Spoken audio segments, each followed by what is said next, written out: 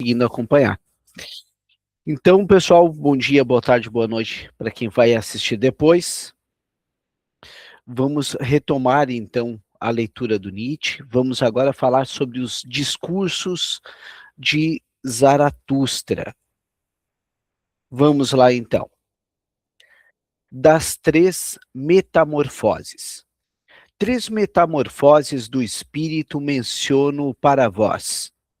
De como o espírito se torna camelo, o camelo se torna leão, e o leão, por fim, criança. Há muitas coisas pesadas para o espírito, para o forte, resistente, espírito em que habita a reverência. Sua força requer o pesado, o mais pesado. O que é pesado? Assim pergunta o espírito resistente. E se ajoelha, como um camelo, e quer ser bem carregado. O que é o mais pesado, ó heróis? Pergunta o espírito resistente, para que eu o tome sobre mim e me alegre de minha força. Não é isso. Rebaixar-se, a fim de machucar sua altivez? Fazer brilhar sua tolice para zombar de sua sabedoria? Ou é isso? Deixar nossa causa, quando ela festeja seu triunfo, subir a altos montes, a fim de tentar o tentador? Ou é isso alimentar-se das bolotas e da erva do conhecimento, e pela verdade padecer fome na alma? Ou é isso estar doente e mandar para casa os consoladores e fazer amizade com os surdos, que nunca ouvem o que querem? O que queres? Ou é isso entrar em água suja, se for a água da verdade, e não afastar de si as frias rãs e os quentes sapos? Ou é isso amar aqueles que nos desprezam, estender a mão ao fantasma, quando ele quer nos fazer sentir medo? Todas essas coisas mais pesadas que o espírito resistente toma sobre si. Semelhante ao camelo que ruma carregado para o deserto, assim ruma ele para seu deserto. Mas o mais solitário deserto acontece na segunda metamorfose. O espírito se torna leão. Quer capturar a liberdade e ser senhor em seu próprio deserto.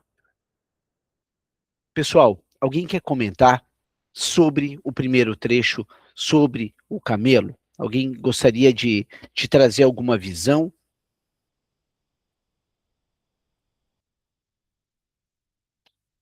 Eu vou seguir então mais um pouquinho.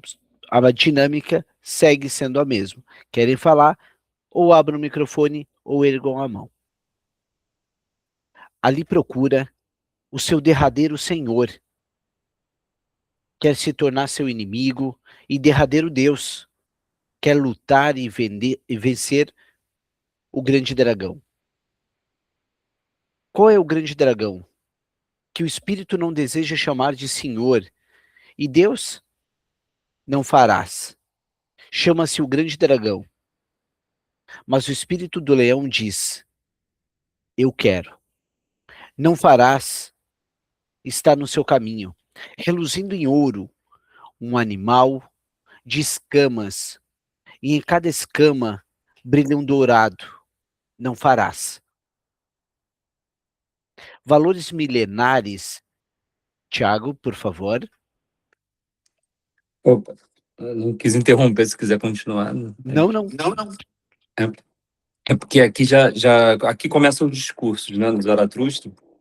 Talvez seja toda a parte do livro seja o bloco mais, vamos dizer, discursivo, né, mesmo, com o próprio discursos. Não está dentro daquela narrativa que Zaratustra está andando, encontrando pessoas, enfim. E aqui é muito importante essa parte da três metamorfoses, porque a gente conversou das outras vezes, né, E o camelo representa aquele que carrega toda a tradição familiar, da religião, da sociedade, filosófica, né? Ele vai desenvolver mais, mas é aquela pessoa que sempre vive dizendo: eu devo fazer algo, eu preciso fazer algo, eu tenho obrigação, que é carregando esse peso, suportando os pesos da tradição, né? E até fazer um OBS aqui, que eu sempre fico repetindo, a tradição, os costumes e tal, e até agora eu não disse quais são cada um, né? Eu falei assim por alto, mas é porque ele ainda vai falar, ele vai, nesses discursos, ele vai começar a bater em cada valor moral, cada tradição, cada costume, seja religioso, seja filosófico, certo? E aí ele está já começando a apresentar o leão, que é aquele que vai, a metamorfose do espírito é aquele que vai quebrar, né, que vai destruir esses valores, que vai buscar a liberdade, né, pensar por sua própria cabeça, mas primeiro para isso tem que destruir o passado. Mas aparece o dragão, isso é muito interessante aqui, o dragão, porque ele não desenvolve muito sobre o dragão, desenvolve, mas não desenvolve muito durante sua obra, vamos dizer assim. Mas o dragão é algo muito simbólico aqui. Porque o dragão, ele vai até falar que ele é coberto por escamas, né, de não farás. O que o dragão está representando aqui são todos os valores já estabelecidos pela humanidade, todos. Os mandamentos religiosos, as regras morais, as tradições, as verdades consideradas sagradas, né, os dogmas, enfim, isso tudo o dragão está representando. E por que Nietzsche vai escolher dragão? Né? Dragão é um ser mitológico, né? Se a gente for ver, ele tanto faz parte do céu como da terra, então está dentro do que isso que Zaratustra que Nietzsche está trazendo através de Zaratustra. É um animal muito importante na mitologia germânica medieval. Existem diversas coisas na literatura que representa, e também em São Jorge, né, se a gente for pensar, que representa que a pessoa que destrói o dragão, ela está fazendo uma transformação espiritual, né? Mas o Nietzsche inverte aqui a lógica, porque dentro toda a mitologia germânica, tem diversos livros que tem cavaleiro destruindo dragão, matando ladrão, assim como São Jorge, é normalmente para manter a ordem já estabelecida. O guerreiro está vindo ali para manter a ordem estabelecida. O que Nietzsche está apresentando aqui é o contrário, é quebrar a ordem estabelecida para criar uma nova ordem. E o dragão sempre representa nessa literatura e também na Bíblia. Na Bíblia não lembro agora, se não me engano, tem alguma coisa no Apocalipse, sei lá. Mas, enfim, tem também na questão de São Jorge. O dragão normalmente está guardando um tesouro, né? E nesse caso, Nietzsche estaria invertendo, mostrando isso. O tesouro seria toda essa tradição, toda essa. Ele representa todos esses valores morais milenares e o tesouro que ele está guardando, na verdade, é a possibilidade de você criar novos valores. Então você tem que destruir esse dragão. O leão tem que destruir esse dragão. Então essa simbologia mística, religiosa e também mitológica que Nietzsche está usando. Perfeito, Tiago. Podemos pensar até numa questão meio superegóica, né? O Camelo me deu uma sensação totalmente superego da psicanálise, inclusive o ajoelhar-se é muito simbólico, o que ele diz, né? Submeter-se, curvar frente à moral, né? Cristiane, por obséquio. Oi, bom dia a todos e todas. Essa questão, aí eu trazendo para a psicanálise, né, esse trecho do leão, eu não sei se existe, porque o leão representa a força, mas para a psicanálise, a força pode vir também através da raiva. E essa raiva não, vamos colocar fúria. Essa fúria do leão em quebrar os paradigmas ali de um dragão que sustenta ali as tradições, seria para a psicanálise a quebra dos paradigmas, né? De uma pessoa que está presa a tradições, a morais, enfim. Talvez seja isso para a psicanálise, é o que me veio assim, sabe? De uma fúria para se quebrar uma tradição. O leão quebrando o dragão, né, no caso. acredito que a gente pode ir por esse lado, né? Lembrando que a psicanálise ela tem como proposta exatamente o que eu sempre digo. A sugestão ela é moral, a psicanálise ela é ética, né? Enquanto uma terapia tem o viés de curar, porém tu estaria sujeito, segundo a Macmillan, a voltar ao teu padrão de repetição, a psicanálise estaria mediante aquela velha história do recordar, repetir e perlaborar. O que a gente já viu no Nietzsche aqui, eu lembro para que eu possa lembrar, esquecer de algo, né? A gente iria por esse lado. O Diego compartilhou ali com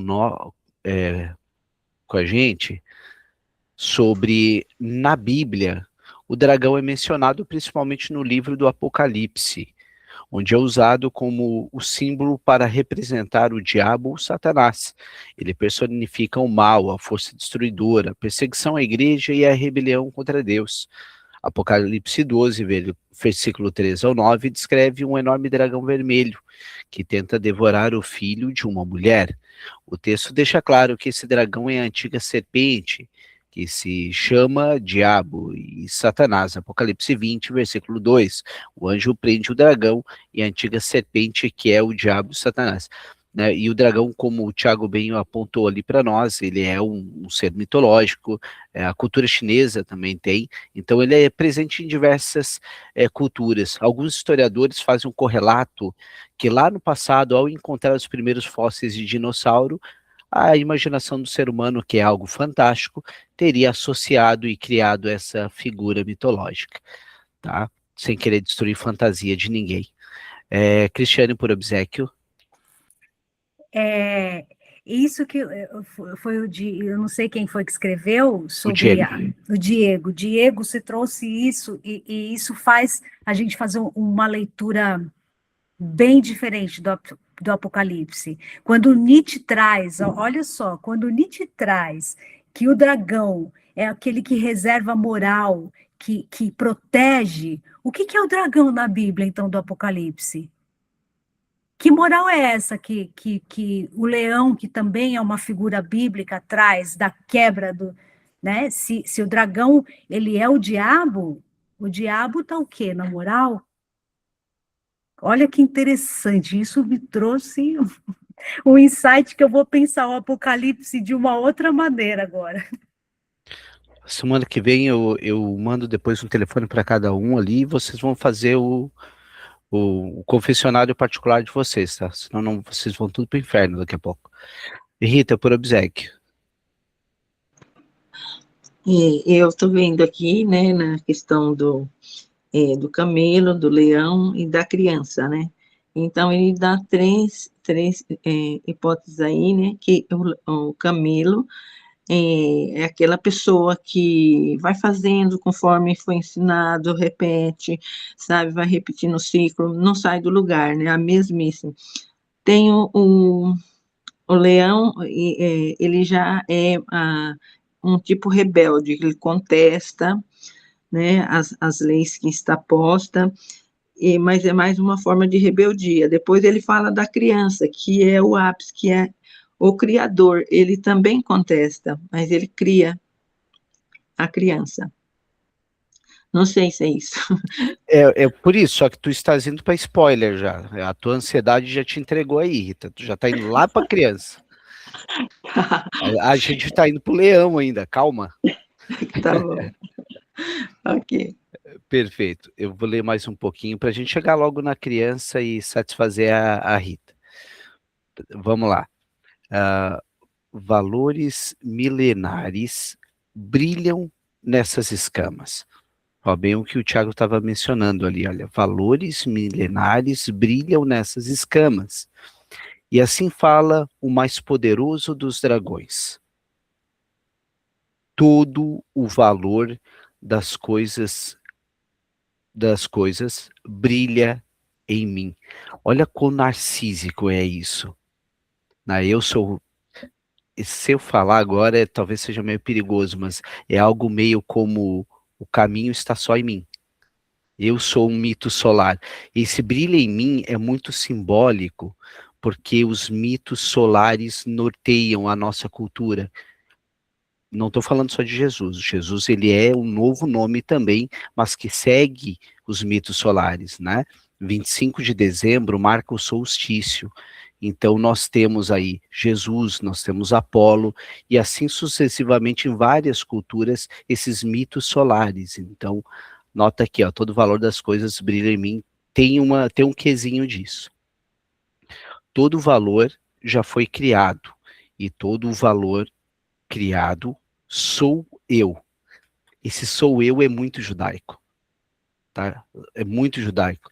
A Cabala, que é uma dissidência judaica, trabalha muito com o Keter, que é o número 1 de todos, é conhecido como o eu sou. Se você falar francês, você vai dizer uma palavrinha como je suis. Eu sou em francês, je suis. Em verdade, não deve mais haver eu quero. Alguém pediu a palavra? Diego, por favor. Fui eu. Isso de você falar do eu sou, me remeteu uma parte da Bíblia, e Jesus fala, né? Jesus fala, eu sou o caminho, a verdade e a vida. Ninguém vem ao Pai senão por mim. Essa parte do narcisismo que você falou, tipo, da parte muito judaica, sabe? Aí me remeteu isso daí para pensar sobre isso, sabe? Lembrando que a proposta do autor não é desvirtuar ninguém no sentido. A ideia do autor é fazer uma provocação, tá? Uhum. Então, não levem para o coração, entendo que é uma provocação no intuito. Vamos ver para onde que a gente vai, né? E eu também eu lembrei disso, Diego, até por isso que eu compartilhei essa expressão francesa. Assim fala o dragão. Meus irmãos, para que é necessário o leão no espírito? Porque não basta um animal de carga que renuncia e é reverente? Criar novos valores? Tampouco o leão pode fazer isso, mas criar a liberdade para a nova criação. Isso está no poder do leão. Criar liberdade para si em um sagrado, não também ante o dever. Para isso, meus irmãos, é necessário o leão. Adquirir o direito a novos valores. Eis a mais terrível aquisição para um espírito resistente e reverente. Em verdade, é para ele uma rapina e coisa de um animal de rapina.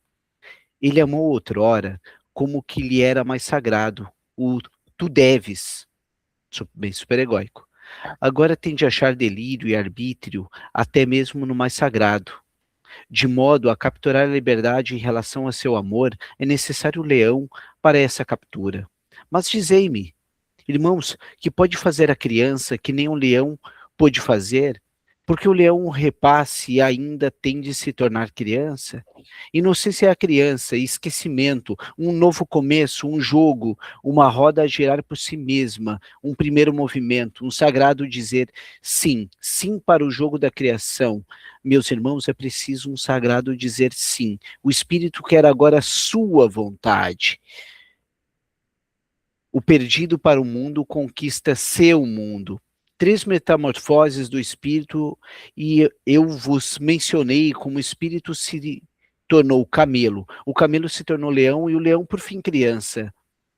Assim falou Zaratustra, e nesse tempo ele permanecia na cidade que se chama a Vaca Malhada.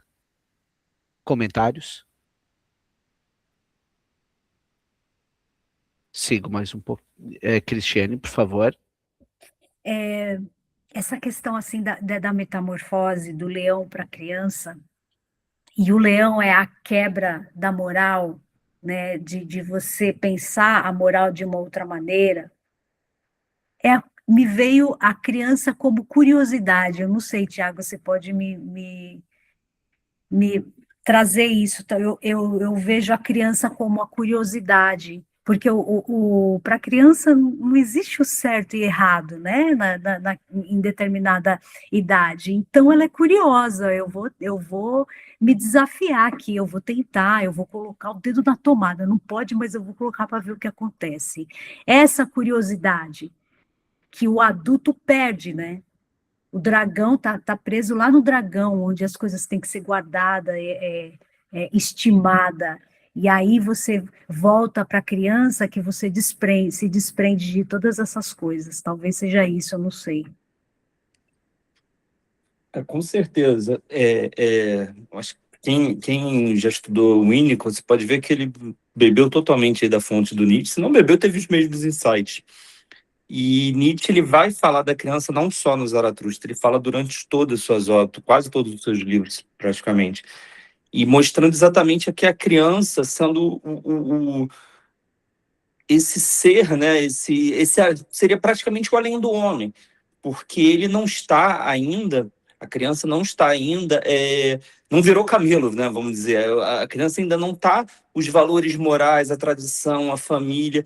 Ele está vivendo com um espírito livre, uma expressão que ele usa muito. A gente fala muito hoje em dia, né? Espírito livre e tal. Nietzsche se não foi o primeiro, foi um dos primeiros a falar.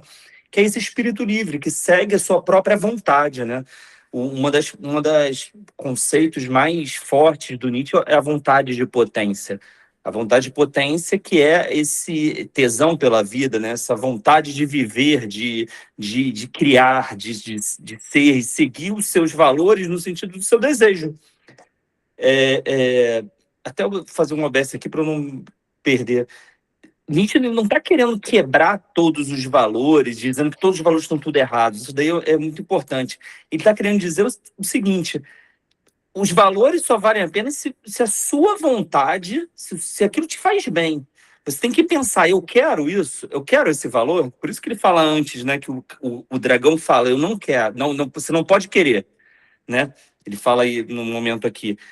E a Nietzsche está botando isso. Você tem que parar e pensar, eu quero isso. E por isso ele vai usar a criança, e ele usa muito essa imagem, várias frases, que a criança é aquela que cria as próprias regras da brincadeira.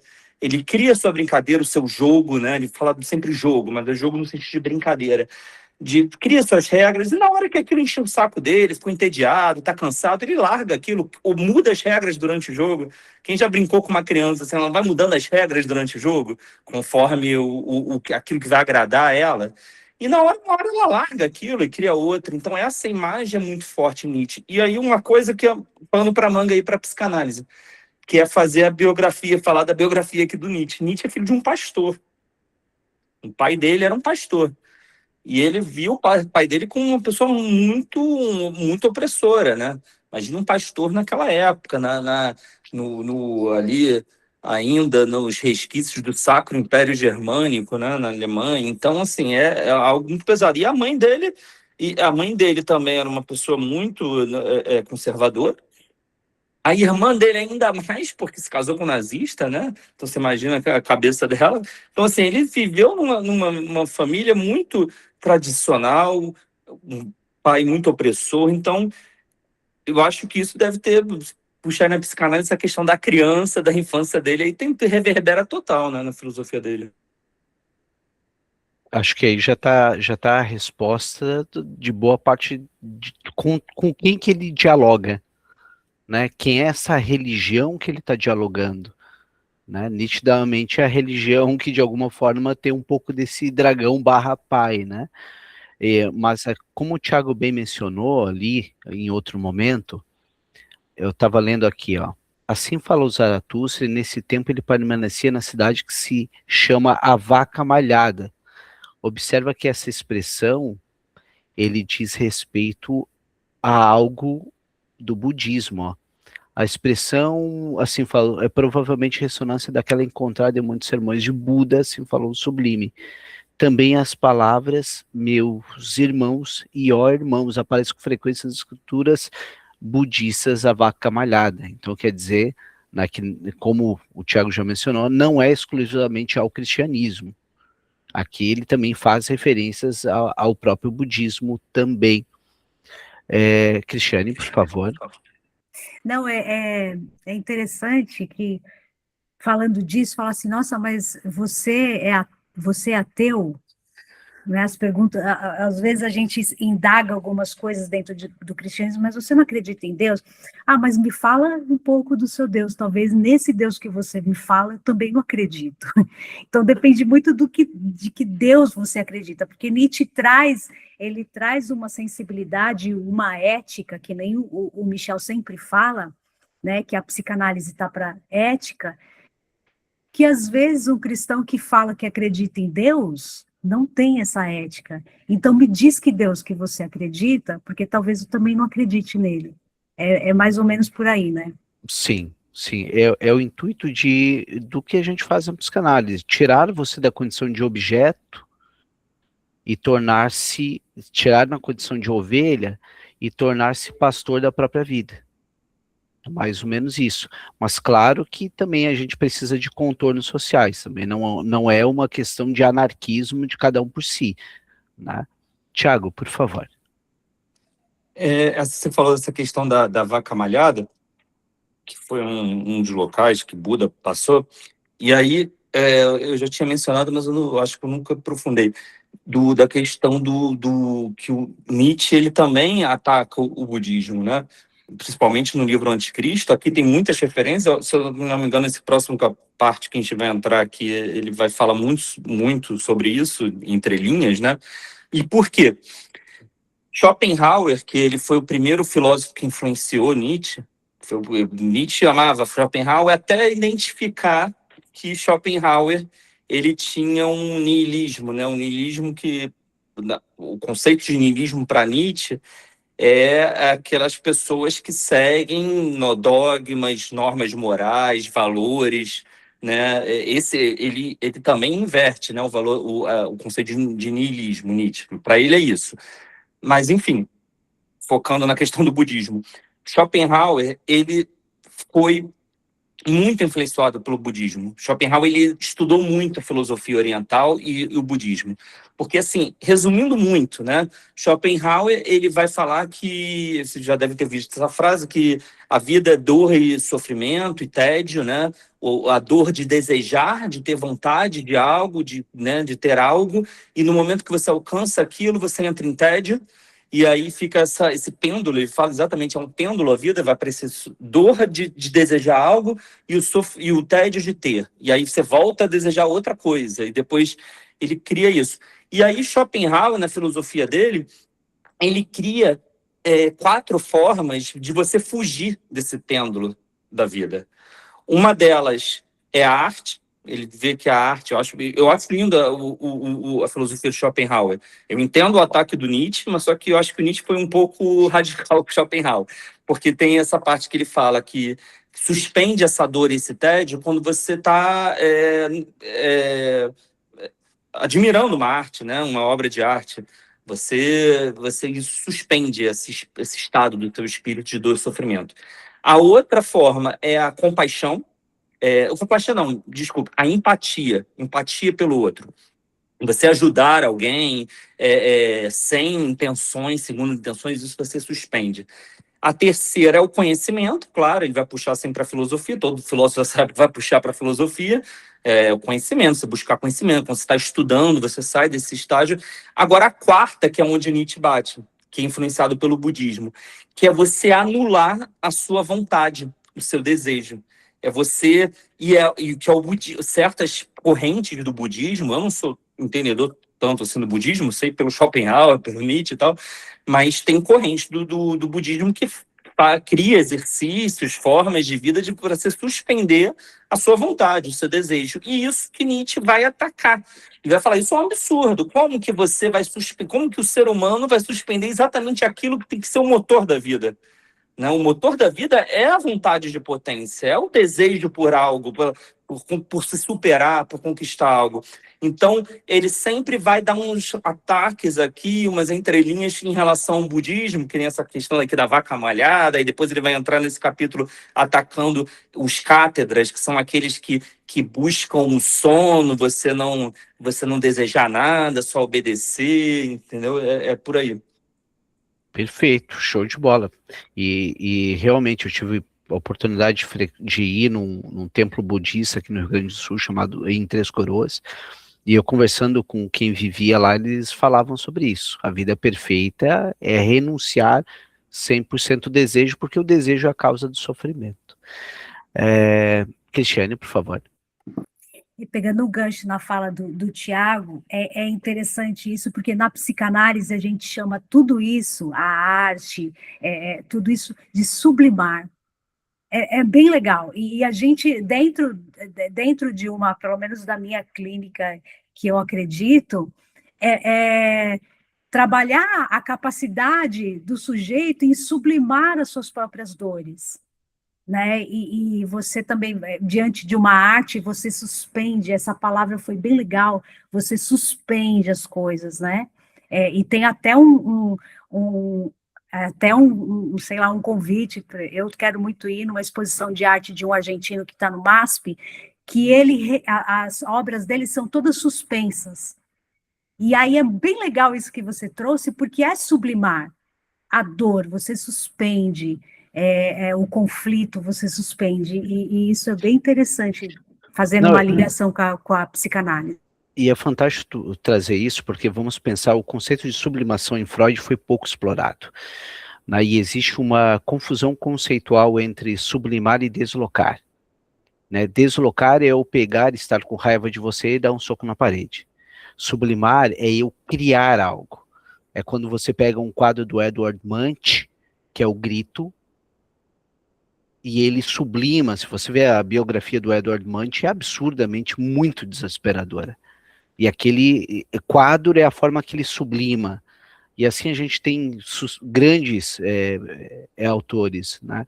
Eu gosto da música Tears in Heaven, do Eric Clapton, que é uma música extremamente dolorosa, e ele usa para sublimar a morte do filho dele.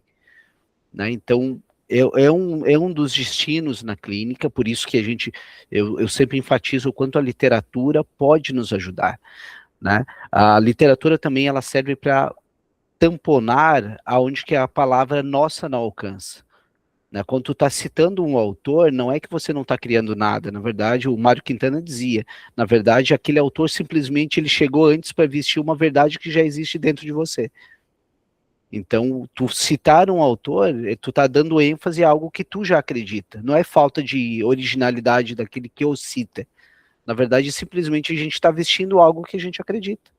Se o teu analisando passa uma sessão inteira dizendo, olha, mas aquele livro do Hoover que eu estou lendo, Sidney Sheldon que eu estou lendo, 50 Tons de Cinza, ele está falando dele.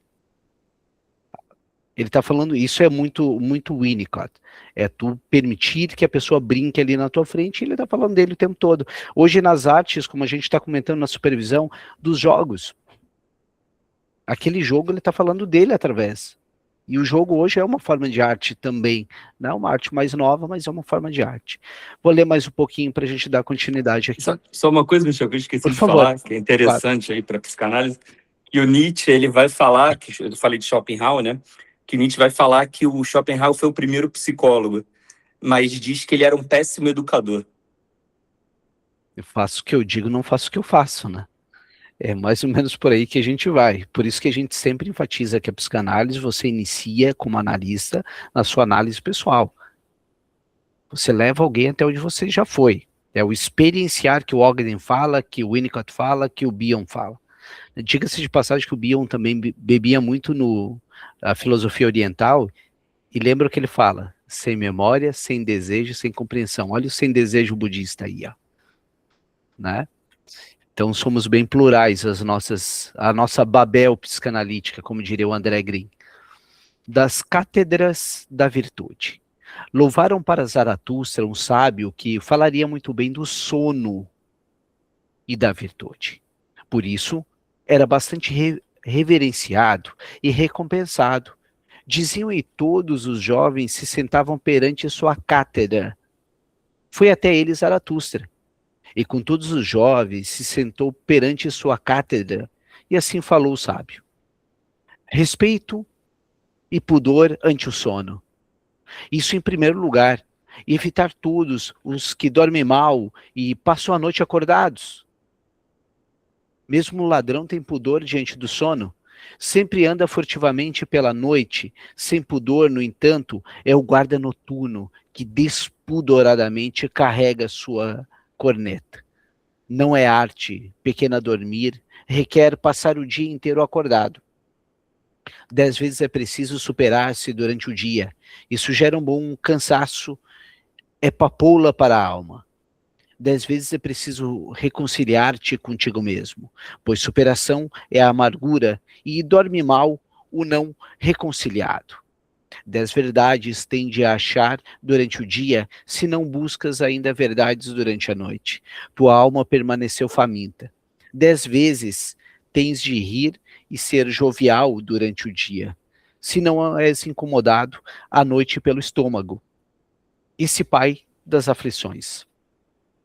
Poucos o sabem, mas é preciso ter todas as virtudes para dormir bem. Darei falso testemunho? Cometerei adultério? Cobiçarei a criada do meu próximo? Tudo isso combinaria mal com um bom sono.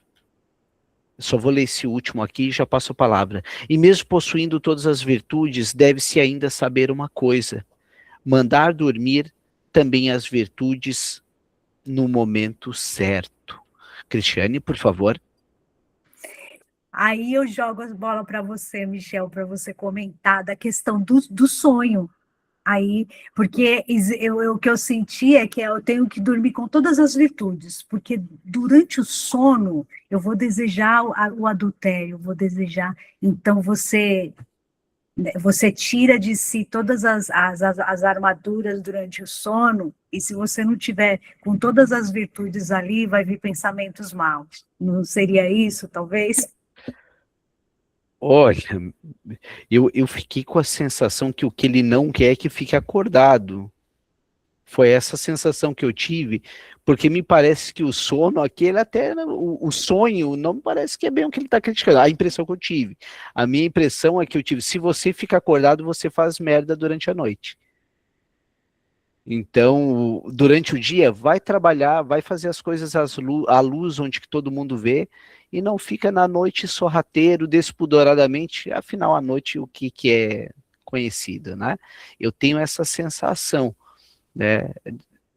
Algum colega gostaria de dar continuidade e de que forma veja esse trecho aqui? Tiago, por favor. Ele repete muito a palavra 10, né, que está ali dentro da questão, fazendo alusão. Aí ele começa a falar de cobiçar e tudo, deixa bem claro que está fazendo alusão aos 10 mandamentos, né? E ele está aqui mostrando um desses valores, né, morais milenares, que é a virtude no sentido de você ser prudente, você não se arriscar, você não dá tem uma frase que a gente ouve muito, né? Pelo menos a minha geração viu muito daquele não botar o pé ou a mão onde não alcança, né? Tá dentro disso. É aquele valor moral de você tem que ser prudente, não se arrisque tanto, esteja no local que, né, onde você pode alcançar. Então é isso que ele está falando. E o sono aparece metaforicamente aqui, tanto a questão de dormir bem, né? Porque é uma das coisas que quem já frequentou, já viu essas coisas religiosas, pastores e padres, enfim, líderes religiosos, vai dizer, não, seja prudente, isso aqui é para você dormir bem, com consciência limpa, né, sem perturbações. Mas também o sono, ele bota tem um outro lado, né? O sono é o que vai fazer você adormecer, o que vai fazer você apagar sua vontade, você, enfim, se anestesiar, né? Que está dentro dessa crítica que o Nietzsche está fazendo do budismo, que é você abrir mão do seu desejo, abrir mão da sua vontade, e cair em sono profundo. Eu tenho essa impressão também que a ideia é o que tu faz no teu sono, eu tô nem aí para ti. Mas eu não quero que tu esteja acordado fazendo coisa aqui. Eu quero que tu fica dormindo. Eu tenho essa Sim, sensação. exatamente. Né? E deixa eu ver aqui, só trazer para vocês. Se vocês me permitam, eu quero compartilhar com vocês um texto de um senhor chamado William Blake. Eu só quero ver de que ano é o William Blake, para ver de que forma ele conversa. Alguém já ouviu falar nesse autor chamado William Blake? Ele chega antes do Nietzsche, tá? E eu tenho a impressão que ele influenciou muito Nietzsche. Eu vou compartilhar aqui com vocês.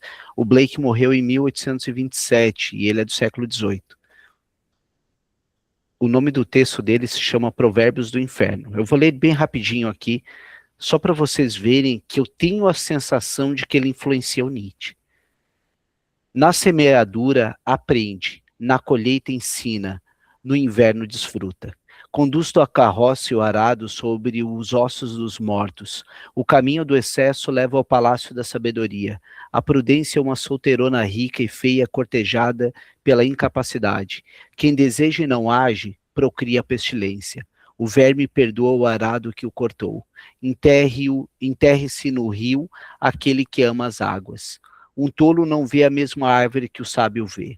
O homem cuja face não brilha jamais se tornará um astro. A eternidade está de amores com a produção do tempo. A abelha diligente não tem tempo para lástimas. As horas da insensatez são medidas pelo relógio, mas a da sabedoria, relógio algum pode marcar. Todo alimento sadio se concede ser armadilha ou rede. Pássaro algum voa alto demais se o faz com as próprias asas. Um corpo morto não refuta injúrias. Vou direto para o final aqui, para depois vocês leiam todo. Se o leão fosse aconselhado pela raposa, acabaria astuto. O progresso constrói estradas retas, mas estradas tortuosas sem progresso são os caminhos do gênio. Antes de matar o infante no berço do que acalentar desejos reprimidos. Onde o homem falta, a natureza é estéril. A verdade não deve ser dita para ser apenas compreendida e não acreditada. Bastante ou demais. Talvez por isso que chame Provérbios do Inferno, né? Do William Blake. Me parece que esse autor conversa muito com Nietzsche, ou na verdade Nietzsche conversa muito com ele. Né? Eu tenho bastante essa sensação quando eu estou lendo Zaratustra. Né? Não sei se alguém já conhece esse autor. Era um pintor, inclusive. Vanessa, por favor. Bom dia. Eu só queria colocar, eu acho que de tudo que o pessoal falou até agora, que me vem muito aqui, essa questão do Nietzsche trazer a gente para uma questão humanitária, né? A gente se colocar como humanos mesmo, no sentido dessa dualidade que a gente tem interna entre, quando ele fala inferno, céu, acho que até nesse outro contexto que você trouxe agora também, sobre esse outro autor, de nos colocar mesmo nessa dualidade interna, né, do certo e do errado, e como isso é humano, e como a gente fica tentando, dentro desses valores, dessas condições que são impostas diante de tantas coisas, né, e às vezes esse leão interno que está dentro da gente, essa fúria, como disse a Cris também, como que isso abala a gente, né, e a gente vê muito isso na clínica, essa dualidade dos analisandos que vêm, ou mesmo nossa mesmo como analistas, né, de nos colocar, como a gente não tem tanto controle assim, dessa questão de errado, certo, e o que a gente vive internamente, né, era um pouco isso que eu queria trazer aqui. Não, perfeito, Vanessa, acho que a gente vai exatamente por esse lado aí que tu estás dizendo, o intuito de trazer e recuperar a humanidade, né? Inclusive, quando eu trago a Melanie Klein, falamos do conceito de reparação, daquela mãe que falha e que diz, olha, tu me desculpa, eu errei, né? E saindo nesse lugar de seres onipotentes, onipresentes. A Daniele compartilhou aqui com a gente sobre, conhecia esse através da série The Mentalist, tigre que flameja na floresta da noite, que mão do olho imortal, você tá vendo plasmado, terrível simetria.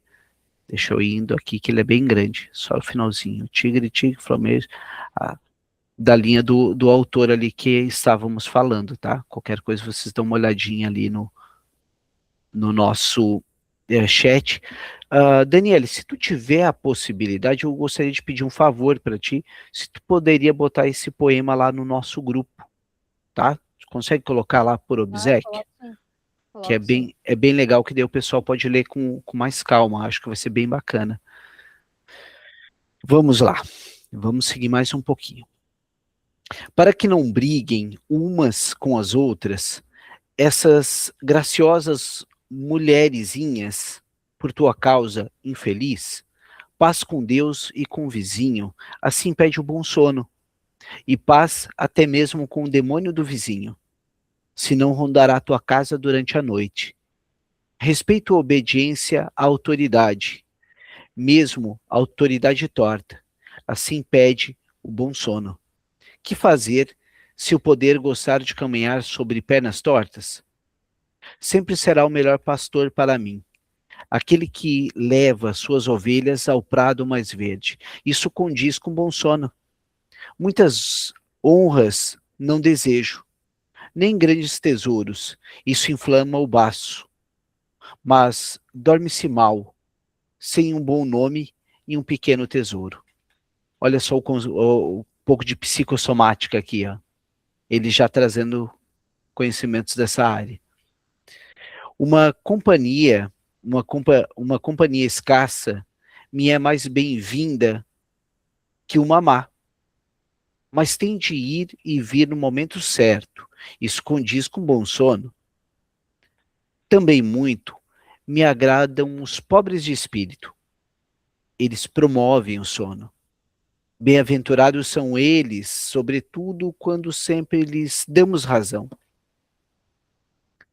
Aqui a gente pode pensar aquela história.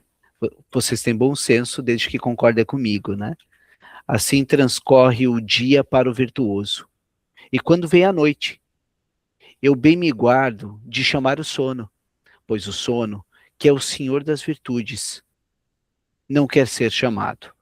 Em vez disso, penso no que fiz e pensei durante o dia, ruminando me pergunto, paciente como uma vaca, quais foram afinal tuas 10 superações? E quais foram as 10 conciliações e as 10 verdades e as 10 risadas com que se relegou meu coração? Isso refletindo e acalentado por 40 pensamentos. É muito simbólico 40, tá? Porque tudo que é muito, biblicamente, é representado no 40. 40 dias no deserto e assim sucessivamente. Assalta-me de repente o sono, o não chamado, o Senhor das virtudes. O sono bate em meus olhos, eles ficam pesados. O sono toca em minha boca, ela fica aberta. Em verdade, com solas macias, ele chega até mim, meu predileto entre os ladrões, e me rouba os pensamentos. E lá fico eu em pé, estúpido como essa cátedra. Mas já não fico em pé por muito tempo, logo estou deitado. Quando Zaratustra ouviu assim falar do sábio, riu-se no coração, pois uma luz raiara nele. E assim falou ele para o seu coração. Teve uma colega aqui que postou algo aqui. Aquela frase, a ignorância é uma bênção. E também acho que é uma das frases do Nietzsche, se eu não estou equivocado. Colegas, alguém quer comentar essa parte aqui? Não? Então eu leio mais um pouquinho. E assim falou aí para o seu coração. Um tolo me parece este sábio, com seus 40 pensamentos, mas creio que ele entende de dormir. Feliz aquele que mora na vizinhança deste sábio. Um sono como esse contagia. Mesmo através de uma grossa parede, contagia. Mesmo em sua cátedra, habita um encanto. E não foi em vão que os jovens sentaram perante o pregador da virtude. Aqui faz muito sentido o que o Tiago falou do pai dele ser pastor, né? O quanto inconscientemente ele está dialogando aqui. Sua verdade diz, ficar desperto para bem dormir. E em verdade, se a vida carecesse de sentido e eu tivesse de escolher o sem sentido, também para mim, este seria o sem sentido mais digno de escolha. Agora vejo claramente o que antes buscavam as pessoas. Ao buscar professores da virtude, buscavam um bom sono.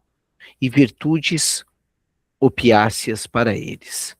Para todos esses louvados sábios de cátedras, a sabedoria era o sono sem sonhos. Eles não conheciam o sentido melhor para a vida. Ainda hoje existe alguns como esse pregador da virtude, e nem sempre honestos, mas seu tempo acabou, e já não ficam em pé por muito tempo. Logo estão deitados. Bem-aventurados são esses que têm sono, pois em breve adormecerão. Assim falou Zaratustra.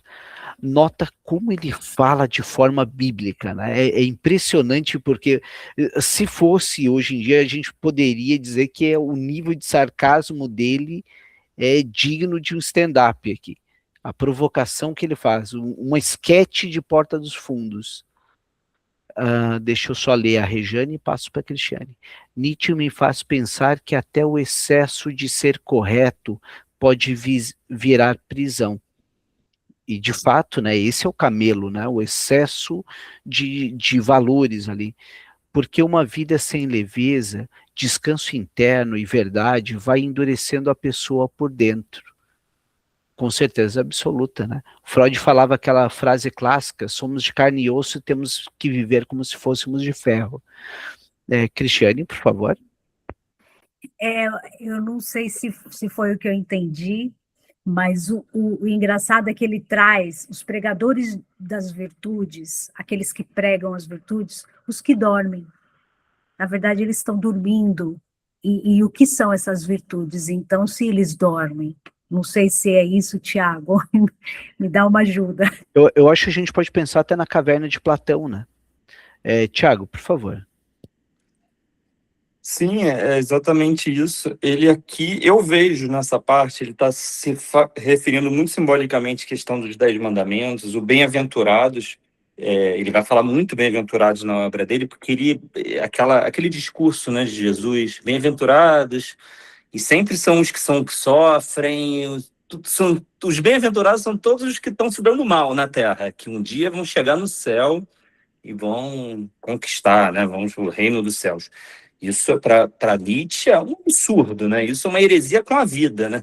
Uma heresia com Deus, heresia com a vida. Porque você tem que sofrer tanto nessa vida para só depois ter uma promessa numa outra. Então, ele sempre vai ser sarcástico, sempre vai usar do sarcasmo na hora que ele quer mostrar, na hora que ele quer criticar algo que é absurdo, alguma tradição, algum costume que é absurdo, ele vai falar bem-aventurados esses, né? Que nem ele termina aqui. Mas eu vejo grita muito assim essa crítica do budismo que ele está aqui trazendo. Porque aqui ele buscava um bom sono e virtudes opiáceas relativo ao ópio, né? Anestesia. A pessoa que busca uma droga como ópio, ela quer anestesiar, né? Seus desejos, aquilo que está pulsando dentro dela, seja para o ruim, seja para o mal, enfim, não importa aqui, né? Senão a gente cai de novo no dualismo aí de bem e mal. Mas ele está querendo anestesiar, não ter vontade de nada. É aquilo que o budismo pregou, aquilo que Schopenhauer pregou e que Nietzsche está dizendo que isso é um absurdo. Porque isso estava ganhando força na Europa. Estava ganhando força nessa época na Europa, que estavam trazendo, né? Vamos imaginar, né? Está ali no final do século XIX, Revolução Industrial, né? Já tá grandes imigrações pelo mundo, já estava tendo muito contato com a filosofia oriental, e tudo que é exótico, desde que o mundo é mundo, né? Ganha uma legião de fãs, né? É só ver que até hoje. Mas o Nietzsche está falando, isso é um absurdo, vocês estão trocando uma obediência absoluta e tudo por um não querer nada, você está se desprendendo da vida novamente. Você está buscando os bons sonos, está buscando as virtudes opiáceas. É isso que ele repete muito, né? E a sabedoria era o sono sem sonho. Ali, o sono sem sonho é anestesia, né? Você não sonhar com nada. Uma coisa é você ter o sono para dormir, para descansar, mas você tem um sonho ainda ali. Tá dentro de você, mas sem sonho não tem nada, você tá só anestesiando, não tá querendo mais nada na vida. Perfeito. Aqui também, vamos ver aqui, a Vanessa falou que o Tiago havia dito, o sono pode ser visto como uma fuga, né? A Rejane disse, Nietzsche quase escreve uma bíblia filosófica da travessia humana. O camelo carrega os pesos do mundo, o leão rompe as correntes do tu deves, mas é a criança que finalmente aprende a viver sem precisar apenas obedecer ou lutar. Talvez o mais difícil não seja suportar a vida, mas voltar a existir com verdade depois de tudo. Tiago, por favor. Não, eu levantei aqui a mão, tô até pesquisando para eu indicar. Eu tô, desde o nosso primeiro encontro, eu tô querendo indicar, eu sempre esqueço, lembro depois. Existe um livro chamado Zaratustra, Tragédia Nietzschiana, é do professor Roberto Machado, é um dos maiores professores de filosofia do Brasil. Você leu essa fala aí da pessoa da travessia e tudo, eu lembrei disso. Qual é o nome do livro? Zaratustra, Uhum. vírgula, Tragédia Nietzschiana. Roberto Machado, se não me engano, ele foi professor da USP, um dos maiores professores de filosofia. Ele faleceu há pouco tempo, infelizmente, e ele era um grande especialista de Nietzsche. Esse livro é excelente, ele é fininho, mas ele é profundo, e ele, para quem está gostando do Zaratustra e quiser, né, tiver alguma dificuldade, quiser se aprofundar, tem esse livro. E tem um Jung também, né? Olha o tamanho da obra, que ele passa por vários autores. E o Jung, desculpa te cortar, o do livro do Jung, que são 2 volumes grandes, mas está mais concentrado, se não me engano, é a segunda parte do livro do Zaratustra, que é quando o Zaratustra ele vai encontrando, depois que ele faz todos os discursos, o Zaratustra ele vai encontrando certos personagens, certas pessoas que aí o Jung faz aquele jogo de comparar com os arquétipos, né, do pensamento dele. Aí é uma parte mais à frente do Zaratustra. Mas Perfeito. Esse livro do Roberto Machado é muito bom, que pega assim, dá um resumo e o que está ali por trás da obra inteira. Eu sempre esqueço de indicar. Eu vou postar depois num grupo um vídeo lá que eu estava assistindo ontem de uma série. É um momento que está uma mulher chorando com o terapeuta dela, e ela pega e diz: tira essa dor de mim. E aí o terapeuta diz: não tem atalho. Você vai ter que sentir. Você vai ter que estar aqui. Você vai ter que chorar e tal. Então não tem atalhos. E aí ele vai dizendo de uma forma de tipo, eu te espero amanhã aqui. Mas exatamente nesse intuito de não a opiáceos, né? Porque a psicanálise tem essa história. A gente buscar o sofrimento ordinário, trazendo um raciocínio meio do Schopenhauer ali, de estar presente, né? O Bion fala muito disso, de estar presente também. Deixa eu só ver aqui para nós finalizar no último comentário, né? Tem também Torne-se Quem Você É, reflexões extraordinárias sobre Assim Falou Zaratustra, de Nietzsche, do Osho. Olha, e é engraçado que o Osho ele tem todo um esoterismo, uma questão de um certo misticismo, e ele falando do Nietzsche chega a ser cômico às vezes, né? Então, essa turma que defende esse lado, o Nietzsche, ele consegue agradar gregos e troianos, ou brigar com gregos e troianos. Bom dia. A parte das dualidades ele falou como se fossem distrações, é isso? O que tu veja aí, Thiago, tu que estás tão engajado no Nietzsche? Em qual parte que se refere da dualidade? Porque ele está querendo dizer alguma parte específica do livro? Porque ele botou assim, as dualidades falou a fumaça. Bom dia.